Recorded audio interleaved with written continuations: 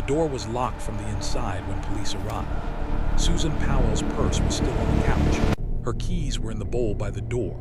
Her shoes were lined up neatly near the wall, but Susan herself was gone. Outside, the Utah winter pressed against the house, silent and unforgiving. Inside, everything felt staged, too calm, too clean, and one question hung in the air almost immediately. How does a woman disappear from her own home without taking anything she needs to survive? Susan Cox She vanished Powell was into the last seen void. on a Sunday morning in December. Her husband, Josh Powell, told police he had taken their 2 young sons camping in the middle of a snowstorm the night before. Camping, in sub-zero temperatures, with toddlers. What no one realized at the time was that this single statement would fracture the case in ways that would never fully heal. When officers questioned Josh, his behavior was wrong. He didn't ask where his wife might be. He didn't panic. He didn't cry. Instead, he talked, too much, about irrelevant details, about how organized Susan was, about how she would sometimes just leave. That detail would later change everything. Because Susan Powell did not leave things unfinished. She did not abandon responsibilities, and she did not disappear without telling someone. Her friends knew it, her coworkers knew it, and deep down, investigators felt it. Something was being hidden in plain sight. The search began quickly. Volunteers combed nearby fields. Dogs searched the house. Nothing. No blood, no forced entry, no signs of a struggle, but what they did find made the silence heavier. Susan's phone was gone, so was her wedding ring. Josh said she must have taken them with her, but if she left voluntarily, why leave her purse? Why leave her coat? Why leave her children behind? What no one understood yet was that this case was not just about a missing woman. It was about a family unraveling in slow motion. As detectives dug deeper, they learned the marriage was collapsing. Susan had confided in friends that she was afraid of Josh. She had written emails, kept journals. In one message, she wrote words that would later feel like a warning. If I die, it may not be an accident. That sentence would haunt everyone who read it. Josh, meanwhile, continued to insist on his innocence. He repeated the camping story again and again. But every retelling introduced small inconsistencies. The timeline shifted. Tales changed. The snowstorm became less severe, then more severe, and then there was the car.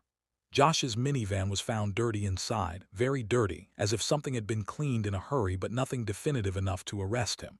And that was the most frustrating part. Everything felt wrong, but nothing was provable. While police searched, Josh withdrew emotionally.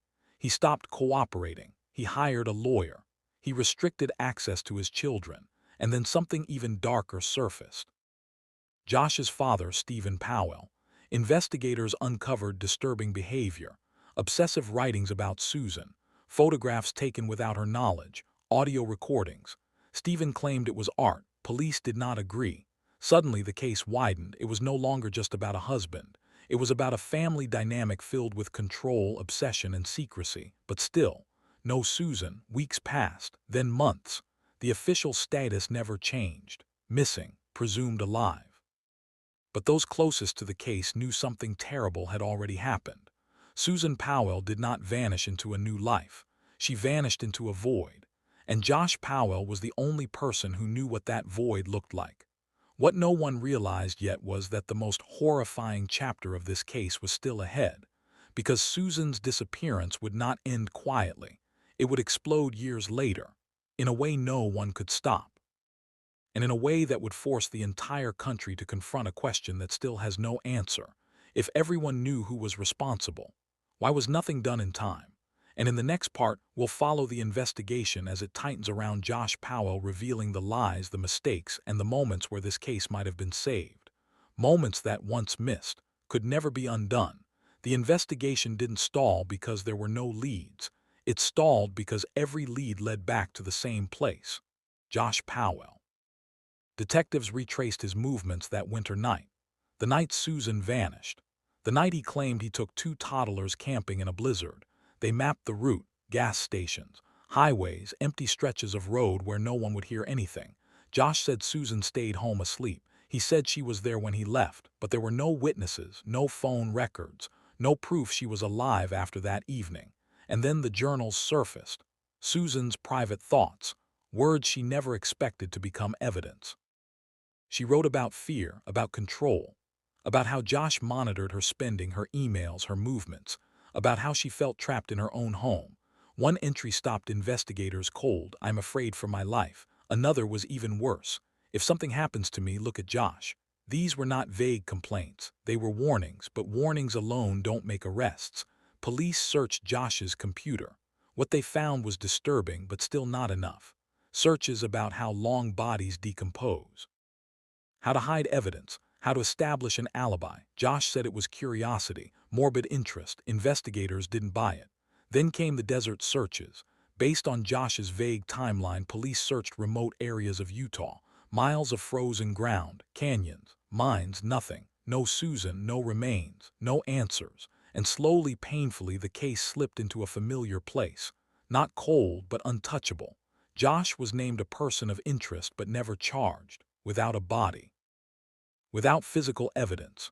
Susan's parents begged authorities not to give up. They pushed. They spoke publicly. They refused to let her become a statistic. Years passed. Josh moved to Washington State with his sons. Court battles followed, custody hearings, supervised visits. And every time Josh spoke about Susan, something felt wrong. He referred to her in the past tense. He spoke as if she were already gone. What no one could explain was how he stayed so calm, until he didn't. In 2012, during a supervised visit at his home, Josh did something that stunned the nation. He locked the social worker outside. He attacked his two young sons, and he set the house on fire. Josh Powell died in the explosion, so did the boys, and with him died the only person who might have told the truth, or so everyone thought. The country watched in horror, anger, disbelief. How could someone so clearly dangerous have been allowed unsupervised access? The question burned. But Susan was still missing. After Josh's death, investigators returned to the case with new urgency. They searched again. Ray interviewed witnesses, Ray examined evidence. They focused on one haunting detail. Josh had once said Susan liked to disappear, but Susan's life showed the opposite. She planned, she documented, she prepared. She even left digital breadcrumbs. Emails scheduled to be sent in the future. Instructions for her family if something happened to her. It was as if she knew. As if she was trying to speak from the silence. And yet, her body was never found. No grave, no remains, no final proof. Her parents died without knowing where their daughter was. And that may be the most devastating part of all. Because this case isn't just about what happened. It's about what didn't. The arrest that never came. The intervention that came too late. The system that waited for certainty while danger escalated. Susan Powell disappeared in 2009. Years later, the truth is still incomplete, and one question refuses to fade. If Susan warned everyone, if the signs were there, if the danger was known, why was she still allowed to vanish without justice? And in the next part, we'll confront the evidence Josh took with him to the grave, the locations, the theories, and the chilling possibility that Susan Powell was never meant to be found. Not by accident, but by design. After Josh Powell's death, investigators were left with a truth that felt unbearable. The man everyone believed was responsible was gone, and Susan was still missing, but the case did not end with his final act. In some ways, it only became darker. Detectives began re-examining everything Josh had ever said, every interview, every offhand comment, every contradiction that had once seemed insignificant, and slowly a disturbing picture emerged. Josh had been preparing long before Susan disappeared. Years earlier, coworkers noticed changes. He became withdrawn, paranoid, obsessed with money and control. Susan's friends noticed it too. Josh monitored her spending down to the dollar, tracked her emails, questioned her constantly. Susan described feeling watched, not just by Josh, but by his father. Stephen Powell's obsession was no longer in doubt. Police seized thousands of photos, recordings of Susan's voice taken without her knowledge. Private thoughts turned into violations. But even that didn't fully explain Susan's disappearance. Because there was one thing Josh had that no one else did: time. Investigators realized Josh had hours unaccounted for on the night Susan vanished. Hours where he claimed to be driving aimlessly, camping in a blizzard with children too young to confirm anything. Data from his vehicle showed stops in remote areas, places difficult to search, places where nothing would ever be found easily, abandoned mines, deep ravines, frozen desert. Search teams returned again and again, each time hoping, each time leaving with nothing. And that absence became its own kind of evidence. One detective would later say something chilling. Josh didn't just hide her, he erased her, but erasure leaves scars. Josh's digital trail showed obsessive planning. He researched alibis, he rehearsed explanations. He spoke about Susan in ways that sounded rehearsed. And then there were the children, Charlie and Braden. They were young, but not too young to remember. During interviews, they made comments that froze investigators. They mentioned Mommy in the trunk. They talked about going camping when it was dark and cold. Statements dismissed at the time as imagination, but imagination doesn't come from nowhere.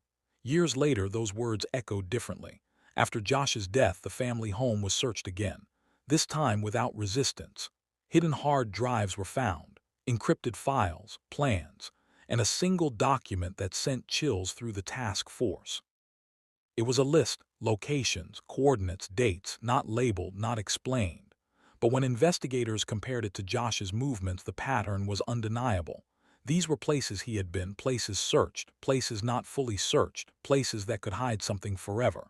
Susan's parents believed the truth was there, somewhere in that list, somewhere Josh had carefully chosen. But the terrain was unforgiving. Time had passed. Nature had erased what humans could not. And then came the most haunting realization of all. Josh never intended to be arrested. He never intended to face trial. He never intended to explain. His final act was not panic, it was control. By killing himself, he took the last definitive answers with him. By killing his sons, he silenced the last witnesses. It was the ultimate act of domination. Susan's voice had been warning everyone, in emails, in journals, in quiet conversations. And still, she vanished. Not because no one suspected, but because suspicion was not enough. The case forced investigators to confront a brutal truth. Sometimes knowing who did it doesn't mean justice happens. Sometimes the system moves slower than danger. Sometimes the person telling the truth is the one least believed. Susan Powell's body has never been recovered. No grave, no remains, only memories, and evidence that points in one direction without ever arriving. And that leaves one final, devastating question hanging over this case. If Susan had been believed sooner, if intervention had come faster, if warnings had been taken seriously, would she still be alive? In the final part, we'll confront the legacy of Susan Powell's disappearance, the changes it forced, the failures it exposed, and the reason her case still refuses to rest. Because some mysteries aren't about what we don't know. They're about what we knew and didn't stop. The story of Susan Powell did not end with answers. It ended with consequences. After Josh Powell's final act, the system was forced to look at itself. Not in theory, not in policy, but in failure, because Susan had warned people more than once. In writing, in words that now feel impossible to ignore. She told friends she was afraid. She documented control. She described a marriage that felt like a trap tightening slowly. And still, nothing stopped what was coming. The case became a national reckoning, not because it was mysterious, but because it was preventable. Social workers testified about the impossible balance between parental rights and child safety. Police acknowledged the limits of acting without physical evidence. Judges defended decisions made with incomplete information. Everyone had a reason. And yet, 3 people were dead, and 1 woman had vanished without a trace. Susan Powell became a name spoken with frustration and regret. A reminder that danger doesn't always announce itself loudly. Sometimes it whispers. Sometimes it writes emails. Sometimes it waits patiently for disbelief to do the work. Her disappearance changed laws in some states. Protocols for domestic violence cases were reviewed. Supervised visitation rules were rewritten. But none of that brought Susan back. Her parents spent their final years searching, walking deserts, climbing ravines, staring at maps filled with red circles and hope. They died without knowing where their daughter was, and that may be the cruelest detail of all, because Susan Powell did not disappear into uncertainty, she disappeared into silence. A silence created by control, protected by technicalities, sustained by hesitation. Even today, people ask why her body was never found. The answer may be simpler than anyone wants to accept. Josh Powell understood time. He understood terrain. He understood how quickly certainty fades when evidence is gone. And he understood one final thing. If there is no body, there is no ending, only questions. Was Susan taken to a place no one has searched yet? Was she hidden where nature would erase all traces? Or was her disappearance designed to punish those who doubted her? No theory brings peace, because the truth is likely buried with the man who refused to give it. Susan's voice survives only in fragments, emails, journal entries, memories of friends who wish they had pushed harder. She once wrote that she felt like she was slowly disappearing, and in the most tragic way possible she was right, not because she wanted to vanish, but because the systems meant to protect her failed to see urgency as evidence. Today her case is cited in textbooks, discussed in courtrooms, analyzed by investigators, but behind every lesson is a human being who never got justice, a mother who never said goodbye, a daughter who was never found, a woman who tried to warn the world. And that leaves us with a question that lingers long after the facts fade. If someone tells you they are afraid, if they leave warnings behind, if the signs are all there, how much proof do we really need before we act, or will we keep waiting until another name becomes a lesson instead of a life?